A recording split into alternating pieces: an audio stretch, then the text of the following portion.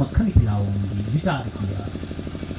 आज माँ यशोदा दधि मंथन कर रही है, दधि को मथ रही है और मुख से नारायण नारायण श्रीमन नारायण नारायण का उच्चारण कर रही है और मन से विचार कर रही है कि जल्दी माखन बनेगा और मैं कन्हैया को खिलाऊंगी।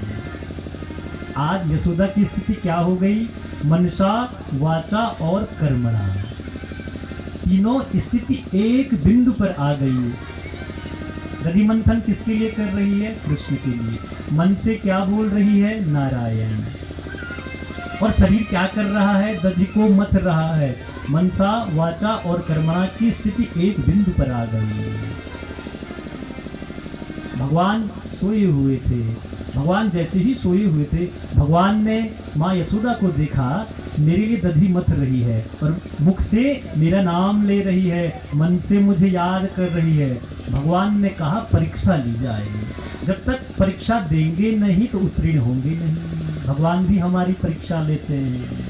जो दुख हमारे जीवन में आते हैं ये हमारी परीक्षा है। यदि परीक्षा से घबरा जाएंगे तो उत्तीर्ण कैसे होंगे, सफल कैसे होंगे? तो भगवान ने विचार किया यशोदा की परीक्षा ली जाए और कन्हैया को गोद में रखती है। आज कन्हैया ने माँ यशोदा से पूछा, मैया तुझे दूध प्यारो है या पूत प्यारो है? पूत कहते हैं पुत्र को। यशोदा ने कहा, हे कन्हैया तू कैसी बात कर रहा है?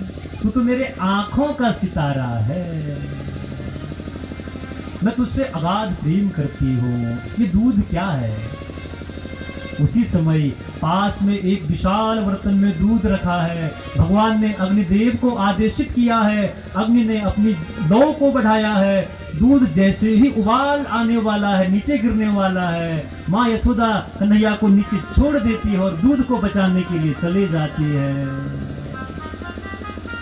कन्हैया और रोने लगे। अभी तो कह रही है पूत प्यारो है, दूध जैसे ही गिर रहा है दूध को बचाने चले गई, मुझे छोड़कर चले गई। हमारी भी ऐसी स्थिति है, प्रभु हमारे साथ हैं, लेकिन हम वासनाओं की ओर भाग रहे हैं। दही को फेंक दिया। अब माँ यशोदा एक छड़ी को लेकर कन्हैया के पीछे भाग रही है। कन्हैया ने आज पूरे घर में उपद्रव कर दिया।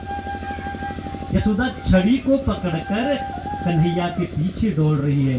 कन्हैया भाग रहे हैं, माँ यशोदा कन्हैया के पीछे भाग रही है।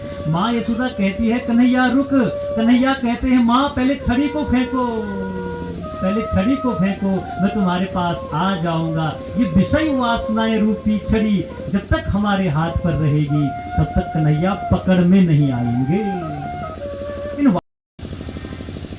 और घर से रस्सी को लेकर कन्हैया को बांधने का प्रयास किया, लेकिन कन्हैया पकड़ में नहीं आए। कन्हैया को हम कब बांधेंगे? कन्हैया हमारे बंधन में कब बंधेंगे? जब हमारे भीतर तमोगुण और रजोगुण नष्ट हो जाएगा।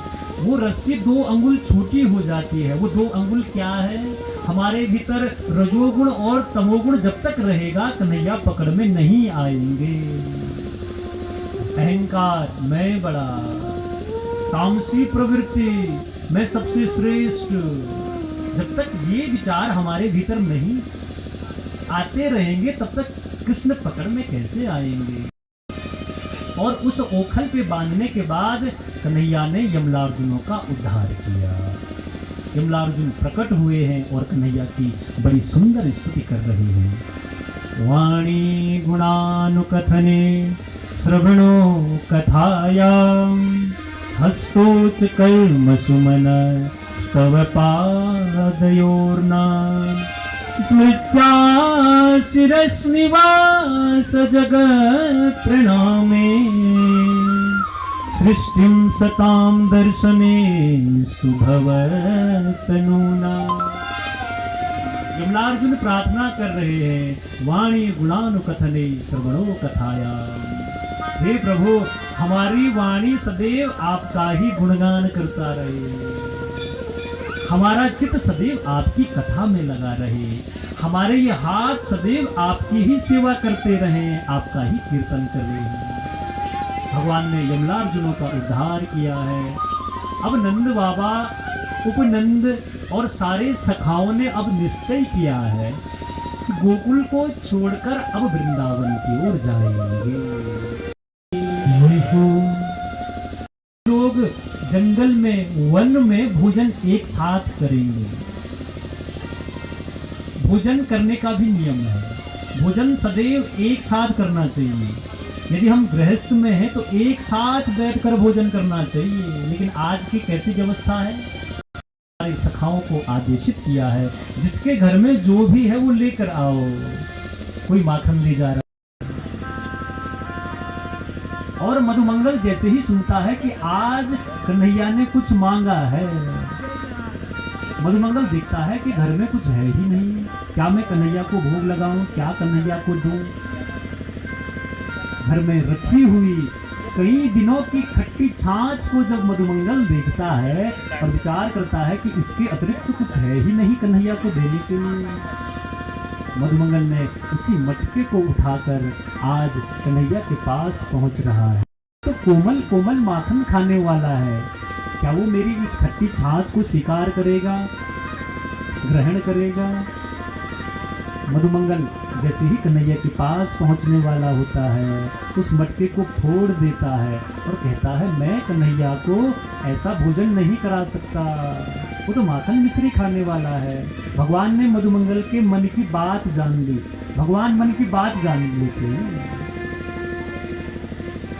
अब भगवान ने जैसे ही मधुमंगल को देखा और सामने एक मटका पड़ा हुआ है और उस मटके के छाछ को मधुमंगल ने पी दिया था, क्योंकि मधुमंगल जानता था यदि छाछ बचेगी तो कन्हैया उसको भी पी लेगा।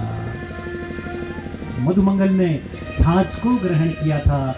मधुमंगल के कपोलों पर, गालों पर छाछ लगी हुई थी। कन्हैया ने मधुमंगल के भाव को जाना, दौड़े दौड़े मधुमंगल को गले लगाया और कन्हैया ने अपनी जीभ से मधुमंगल के कपोलों को स्पर्श किया है और उस छाछ को स्वीकार किया है, ग्रहण किया है। ये है प्रभु, ये है कृष्ण, जो कि केवल भक्त का भाव देखते हैं, जो कि केवल भक्त का प्रेम देखते हैं। इसका प्रेम मेरे लिए क्या है, इसका मेरे लिए भाव क्या है। बीच में गरुड़ गंगा पड़ता है, तो गरुड़ गंगा से एक पत्थर लेकर अपने घर पे रख दें, आपके घर में कभी सर्प नहीं आ सकते, क्योंकि सर्प और गरुड़ का वैर है। भगवान ने कालिया का दमन किया और भगवान ने उसके बाद सुंदर वेणुनाद किया है, वंशी को बजाया है। वरहा पीड़म नटवर वपो कर्णयो कर्णिकारम राम वेणुरधर सुधया पूरयन् गोपवृंदे वृंदारण्यम स्वपदरमणम प्राविशत गीत कीर्ति।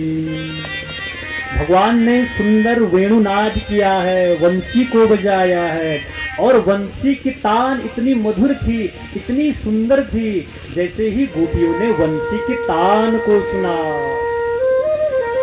वंशी की ध्वनि को सुना, गोपियां मंत्रमुग्ध हो गई। वंशी की ध्वनि कौन सुन सकता है? कथा किसके समझ में आ सकती है? जिसके भीतर, जिसने अपनी इंद्रियों का दमन कर दिया। गोपी कौन है?